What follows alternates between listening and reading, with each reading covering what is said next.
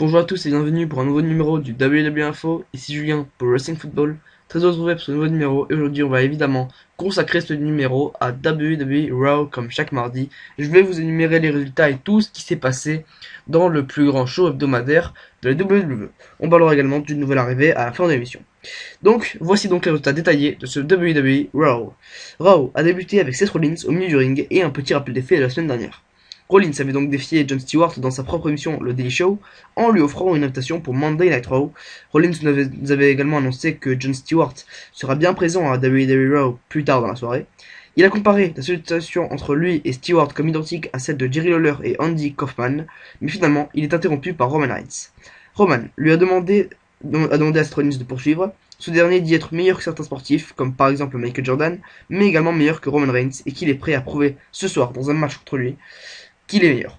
Le vainqueur du Royal Rumble 2015 a alors demandé à Rollins de se taire et l'a attaqué. Mr. Money in the Bank s'est échappé du ring pendant que Reigns portait son Superman Punch sur Noble et un Spear sur Mercury. Le Daily Show sera donc présenté par Seth Rollins en direct par Raw plus tard dans la soirée. On a ensuite eu un segment backstage entre Seth Rollins et avec sa sécurité, alors que Randy Orton est venu l'interpeller. Il lui a dit qu'il était prêt à aider Rollins ce soir, en affrontant à sa place Reigns, argumentant que Seth Rollins ne peut pas être là à la fois à l'invité de Jon Stewart et affronter plus tard Roman Reigns. Rollins a affirmé le contraire et il a dit qu'il sera l'invité de Stewart et l'adversaire de Reigns ce soir. Ça nous a donc amené à notre premier match de soirée qui opposait Dean Ambrose à Bad News Barrett, deux des prétendants au match ladder match qui aura lieu pour le titre intercontinental à WrestleMania. A noter qu'Artruth était à la table des commentateurs. Durant le match, Artruth a volé le titre intercontinental. Luke Harper est alors arrivé dans le dos d'Artruth et lui a pris le titre de Wade Barrett. Ce dernier était donc surpris et Dean Ambrose lui a apporté son Dirty Deeds. C'est donc Dean Ambrose qui l'a emporté.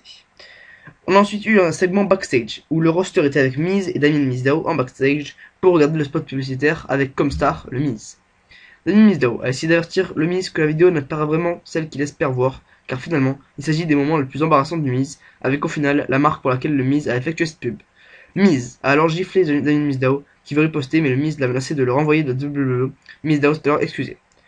On a ensuite eu un segment incroyable avec Bray Wyatt qui a appelé l'Undertaker et a demandé donc un affrontement à WrestleMania. À côté de ce cercueil, Wyatt a crié viens me trouver avant de brûler le cercueil à l'aide d'essence et d'allumettes. C'était une scène absolument incroyable. Le show a continué avec donc un match triple threat tag team puisque Cesaro, Tyson Kidd et Natalia affrontaient les Usos et Naomi. Durant le match, Natalia s'est blessée et a effectué un tag avec Tyson Kidd. Kidd, alors seul dans le ring, était en difficulté face aux Usos. Il a effectué un tag avec Natalia, qui ne comprenait pas, et Naomi en a profité pour surprendre Natalia et l'emporter dans un match. On a ensuite eu une promo vidéo pour le retour de Sheamus dans quelques temps. Et puis on a eu droit à un segment où John Cena est arrivé sur le ring pour prouver qu'il mérite son rematch pour le titre US à WrestleMania. Cena a affirmé qu'il était le premier à battre Rusev et lever le titre US à WrestleMania. Il a dit que Rusev était un homme intelligent malgré tout ce qu'il veut faire, un geste envers lui. Alors, il souhaite participer au Andre the Giant Battle Royale. Très rapidement, Stephanie McMahon est donc venu l'interrompre. Ce dernier a refusé la participation de John Cena. Ce dernier a alors appuyé sur le fait que son palmarès parle pour lui et qu'il mérite de participer à ce match. Stephanie lui a rappelé que tout le monde ne tourne pas autour de lui et que malgré les départs de Hulk Hogan, Hart, Austin, la WWE est toujours là. Pour elle, Cena est juste une superstar comme les autres. C'est alors Curtis Axel qui est venu interrompre les deux en rappelant qu'il est le réel vainqueur du Royal Rumble et qu'il respecte Stephanie McMahon et donc qu'il est prêt à impressionner cette dernière. Stephanie McMahon alors décidé d'organiser un match entre Cena et Axel en précisant que si Cena veut son match contre Rusev à WrestleMania, il va devoir le convaincre en faisant de gros efforts. On a donc eu un match entre Curtis Axel et John Cena, et c'est avant le match, Cena a demandé à Axel de quitter le ring avant qu'il ne soit trop tard. Curtis Axel ne l'a pas écouté et le match a débuté. Un match très court, remporté par John Cena. Rusev et Lana sont alors débarqués après le match et Rusev a dit que la réponse est toujours non pour le rematch à WrestleMania. Par la suite, Triple H était dans le ring, il nous a dit qu'à Fastlane, il a tout offert à Sting. Excusez-moi. Il lui a offert des DVD, des produits dérivés, des émissions sur le WWE Network, et Sting a pris la mauvaise décision face à la mauvaise personne. Pour Hunter, Sting est le dernier rempart de la WCW. Le dernier vestige de la fédération de Ted Turner. Il a demandé alors à Booker T de venir sur le ring, il lui a demandé son avis sur la question. Booker T a affirmé que personne ne peut contrôler Sting, Ric Flair, la NWO, Eric Bischoff, toutes ces personnes à la WCW ont également essayé et n'ont finalement pas réussi. Et malgré tout le pouvoir que peut avoir HHH, il n'y arrivera pas. Hunter a alors remercié Booker T et a finalement renvoyé de son poste de commentateur. Booker T commençait à s'en aller, mais Triple H l'a arrêté et lui a annoncé qu'il n'était pas viré, mais que ce n'était juste un exemple de sa théorie, qu'il avait tout le pouvoir. À WrestleMania, il a promis de mettre fin à la carrière de Sting. On a ensuite eu un match pour le titre de Diva entre Paige et Nikki Bella, et c'est finalement Brie qui a causé la disqualification et Nikki qui a gardé la ceinture. Les deux Bella ont alors attaqué Paige, mais AJ a effectué un sauvetage. Paige et AJ ont ensuite célébré la victoire ensemble. En backstage, on a eu AJ Lee avec Renee Young et Paige. Elle a déclaré à Paige que l'ennemi de son ennemi est son ami.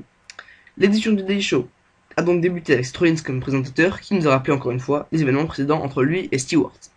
Il a appelé alors Jon Stewart, mais ce dernier n'est pas venu. Seth Rollins a alors commencé à se moquer de ce dernier. Jon Stewart est alors apparu et a monté sur le ring. Stewart s'est moqué du look de Seth Rollins et il a appuyé sur le fait qu'il ne mérite nullement la mallette. Stewart a alors appuyé sur le fait qu'il mérite également pas une chance pour le titre mondial. Des personnes comme Bruno Sammartino, Mick Foley, Steve Austin ont mérité leur succès, et pas lui. Il tente également de prouver à Rollins que l'autorité se moque de ce dernier. Seth Rollins a alors voulu s'en prendre physiquement à Jon Stewart, mais Randy Orton est intervenu sans monter sur le ring. Jon Stewart en profite alors pour porter un low blow à Rollins et quitte le ring. Orton s'en est allé avec Stewart pendant que Rollins est dans le ring embarrassé par les événements. On a ensuite eu notre avant-dernier match de la soirée entre Luke Harper et Daniel Bryan. Bryan a remporté le match via solution après son Lock. Après le match, on a donc eu Wade Barrett qui est venu récupérer le titre, mais Ambrose a ramené Barrett dans le ring pour le récupérer. Harper a repris le dessus et c'est R-Truth qui a récupéré le titre pendant que Harper était distrait par Dean Ambrose, mais il a rattrapé ce dernier et a de nouveau récupéré le titre. Alors que Luke Harper était sous l'écran géant en train de repartir avec le titre, c'est Dolph Ziggler qui l'a surpris et qui lui a porté son super kick. Dolph Ziggler a alors pris le titre à l'aventure horizontale, est monté en haut de l'échelle et a brandi ce titre haut et bien fort. On a ensuite eu l'officialisation de l'intronisation de Madusa au Hall of Fame 2015, je vous l'avais annoncé hier, rappelez-vous. Paul Heyman était alors au milieu du ring pour nous faire une promo sur l'actuel WWE World Heavyweight Champion Brock Lesnar. Il nous a confirmé que Lesnar sera bien là à WrestleMania 31. Et Heyman a d'ailleurs affirmé que Brock Lesnar restera champion jusqu'à WrestleMania et même après, car Lesnar restera champion aussi longtemps qu'il le désire. Paul Heyman a par la suite parlé de Daniel Bryan et de Roman Reigns, et il a terminé en disant que Reigns sera détruit par Brock Lesnar à WrestleMania. Cela nous a donc apporté à notre main event de la soirée entre Roman Reigns et Seth Rollins. Seth Rollins est accompagné de Mercury, Noble, Big Show et Kane, et pendant le match, Roman Reigns est venu aux abords du ring également. Seth Rollins s'est imposé après que Randy Orton ait empêché Reigns de porter son spear sur Seth Rollins.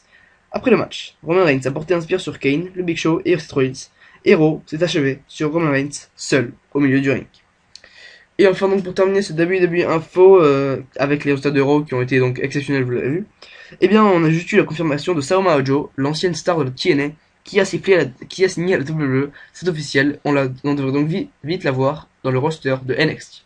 Voilà, c'est la fin de ce début info, un peu tardif, je m'en excuse. Merci de l'avoir suivi, on se retrouvera demain pour un nouveau numéro du WWE Info. Toutes les informations de la fédération de Stamford. Ciao tout le monde.